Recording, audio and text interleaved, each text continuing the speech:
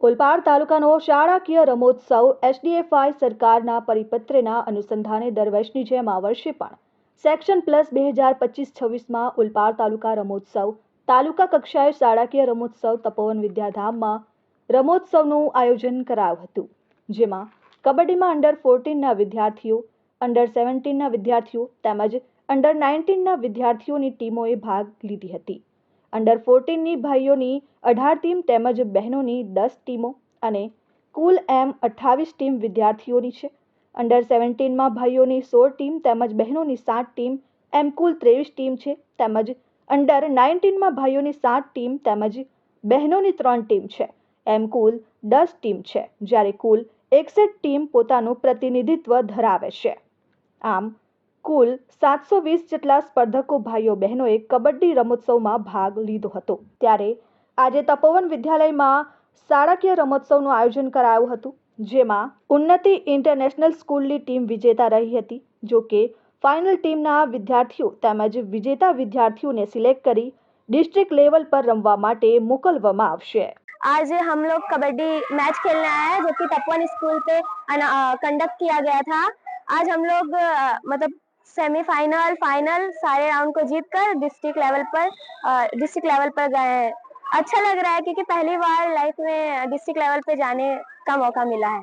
ओलपाड तालुका शाळाकीय रमोत्सव एसडीएफआई सरकारश्रीना परिपत्रना अनुसंधाનમાં દર વર્ષની જેમ આ વર્ષે પણ શૈક્ષણિક વર્ષ 2025-26માં ઓલપાડ તાલુકા રમતોત્સવ તાલુકા કક્ષાએ એસડીએફઆઈ શાળાકીય રમોત્સવ તપોવન વિદ્યાધામ ટીમ મુળદ મુકામે રમાવા જઈ રહ્યો છે, જેની અંદર ઓલપાડ તાલુકાની કબડ્ડીની અંડર 14 ભાઈઓ બહેનો, અંડર 17 ભાઈઓ બહેનો અને અંડર 19 ભાઈઓ બહેનોની ટીમો ભાગ લઈ રહી છે। અંડર 14 ભાઈઓની 18 ટીમો અને બહેનોની 10 ટીમો એમ કુલ 28 ટીમો અંડર 14 ભાઈઓ બહેનોની છે। અંડર 17 ભાઈઓમાં 16 ટીમો અને બહેનોમાં 7 ટીમો કુલ 23 ટીમો છે।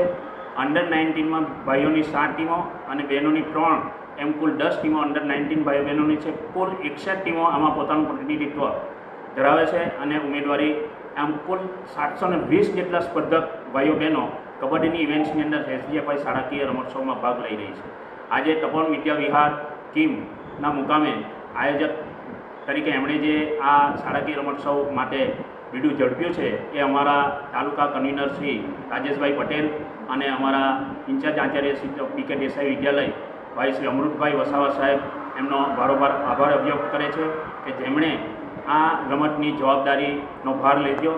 એ માટે અમારા તમામ ઓલપાડ તાલુકાના વ્યાયામ શિક્ષક મિત્રો પણ આભાર વ્યક્ત કરે છે। વર્ષોથી આ તપોવન વિદ્યાલય આ રીતે કબડ્ડીની ટુર્નામેન્ટનો જવાબદારી લઈ રહી છે, એ પછી એસડીએફઆઈ શાળાકીય રમોત્સવ હોય કે પછી ખેલ મહાકુંભની ઇવેન્ટ્સ હોય, પણ વર્ષો એમની સેવાઓ આ તાલુકા કક્ષાએ એઓ બજાવતી રહી છે, એ માટે અમે એમના ખરેખર ઋણી છીએ। વિજય યાદવ, RN ન્યૂઝ, ઓલપાડ, કીમ।